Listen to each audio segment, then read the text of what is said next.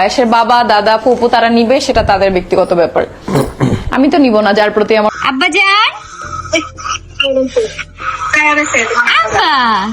আয়াসের কোনো খবর আহাদ বা তিশা না রাখলেও আয়াসের দাদা দাদি ও ফুপু ঠিকই আয়াসের সাথে কথা বলছে। হয়ই না, আয়েশের প্রতি আমার কোনো অধিকারই নাই, সেটা আয়েশের মা বলে দিছে, তো আমি কেন তার খোঁজ খবর নিতে যাব? আয়েশ তো আমার কেউ হয়ই না, সে তো বলেই দিছে উকিলের কাছে, তাহলে আমি কেন খোঁজ খবর নিব? আয়েশের বাবা দাদা ফুপু তারা নিবে, সেটা তাদের ব্যক্তিগত ব্যাপার। আমি তো নিব না যার প্রতি আমার অধিকার নাই তার খোঁজ। আব্বা যান, আব্বা।